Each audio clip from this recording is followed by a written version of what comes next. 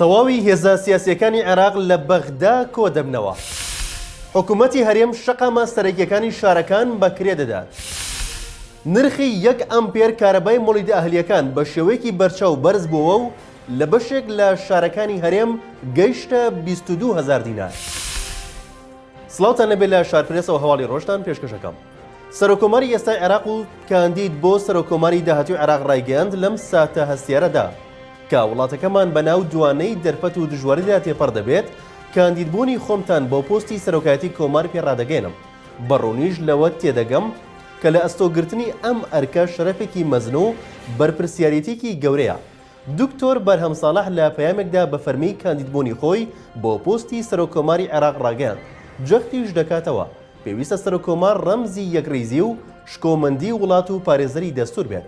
سەرۆکی هەموو عێراقیەکان بێت، سەرۆکێکی ڕاستەقینە بێت، نەک ژێردەست بێت. دەژڵێت ویژدانم ئاسوودەیە کە لە ئەنجامدانی ئەو ئەرکانی لە ساڵانی ڕابردوودا لەسەر شانم بوون هەمیشە بەرژەوەندی گەلەکەمم لەبەر چاوگرتووە. ئەو ئەرکانەی هەموو هاونیشتیمانیان بە عەرەب و کورد و تورکمان و مەسیحی و سائیبی و شەبەک و یەزیدیەوە کار بۆ سەرخستنی دەکەن. ئاماژەی بۆ وەش کرد لەم ساتە وەختەدا کە هێزە چەکدارە قارەمانەکانمان لە سوپا، پۆلیس، حەشدی شەعبی و پێشمەرگە نەبەردانە بەردەوامن لە جێبەجێکردنی ئەرک و هەڵەمەتەکانی ڕیشەکێشکردنی شانە نووسوەکانی تیرۆریستان کە دەیانەوێت ئەمن و ئاسایشی گەل و وڵاتەکەمان بخەنە مەترسیەوە لە یەک کاتدا لە بەردەم کۆمەڵێک بربەست و بەدەستهێنانی دەستکەوت و چاوەڕوانی شایستەی جۆرا و جۆرداین کە ناکرێت نادیدەیان بگرین و ناشبێت دوایان بخێن. کۆتایی هەفتەیە سەرجەم هێزە عێراقیەکان بە ئامادەبوونی هاوپەیمانی سیادە و چوارچەوەی هەمانگی شیعە و یەکێتی نیشتیمانی کوردستان کۆ دەبنەوە. میدیای عێراقی ئەمڕۆ سێشەممە بڵاوی کردەوە کۆبوونەوەکە لە شاری بەغدا ئەنجام دەدرێت و تیایدا سەرجەم لایەنە سیاسیەکان بەشداری دەکەن. ئاماژە بۆش کراوە لەو کۆبوونەوەیدا ئەگەر هەیە موقتەدا سەدر ڕێبەری ڕەوتی سەدر بەشداری بکات یان کەسێک بە نوێنەرایەتی خۆی بنێرێت. هاوکات پرسی سەرۆکۆمار و کاندیدی پۆستی سەرۆکوەزیرانی عێراق لەو کۆبوونەوەیدا یەکلایی دەکرێتەوە. ئەمە لە کاتێکدا شاخوان عەبدوڵڵا جێگری دووەمی سەرۆکی ئەنجومەنی نوێنەران ئاشکرای کرد ڕۆژی حوتی ئەم مانگە وەک ئەوەی بڕیاری لێدراوە پەرلەمان کۆبوونەوە ئەنجام دەدات بۆ دەنگدان بە سەرۆکۆمار.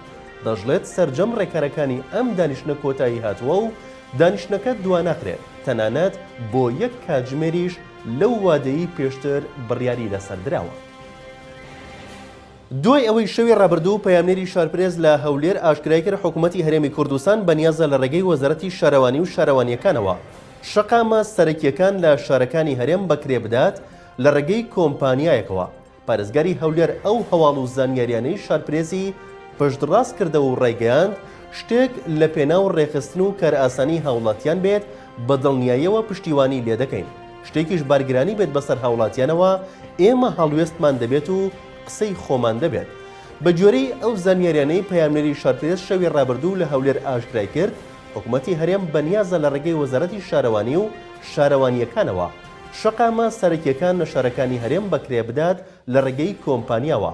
ئەو گرێبەستەش کە لەگەڵ کۆمپانیەکە کراوە بە شێوەیەکە هەر ئۆتۆمبیلێک لە شەقامێک بێوێت بۆستێت ئەوە ڕێگەی پێدەدێت بەڵام بڕەپارێکی لێوەردەگیرێت. شارپرێزەوەی زانیوە کێشەیەک لە نێوان کۆمپانیەکە و وەزارەتی شارەوانی هەیە بەوەی کۆمپانیەکە بە وەزارەتی شارەوانی وتووە بۆ هەر کاتژمێرێک ڕاگررتنی ئۆتۆمبیل لەو شەقامانەی دیاری دەکرێن 2000 دینار وەردەگرێت بەڵام وەزارەت دەیەوێت تەنها 1000 دینار وەربگیرێت.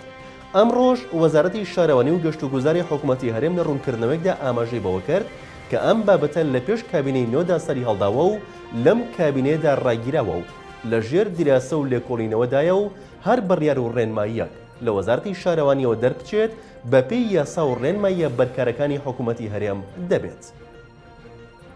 بۆ مانگی 2022 پارەی 1 ئەمپێر کارەبای مۆڵیدە ئەهلیەکان لە شارەکانی هەولێر، دوهۆک، سلێمانی بە شێوەیەکی بەرچاو بەرزبووە.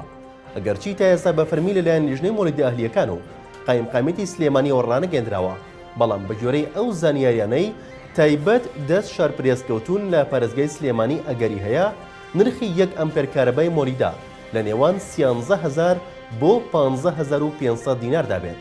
لە لایەکی دیکەوە ئەندازێر قارەمان مەولود لێپرسراوی لیژنەی مۆڵیدە ئەهلیەکان لە پارێزگای هەولێر ئاشکرای کردووە نرخی 1 ئەمپێر کارەبای مۆڵیدا بۆ مانگی ڕابردوو لە نێوان 11,000 دینار بۆ 17,500 دینارە و دووشێتی بۆ مانگی 2022 لە هەولێر 47 دینار بۆ هەر کاتژمێرێک تێگەڕای کارکردنی مۆلیدە دانراوە.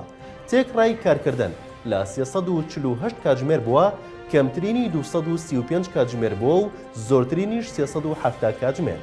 ئەوەش زانراوە لە پارێزگای دهۆکیش زۆرترین بڕەپارە بۆ ئەمپێرێکی کارەبای مۆلیدە ئەهلیەکان دانراوە کە لە نێوان 20 بۆ 22,000 دیناردایە.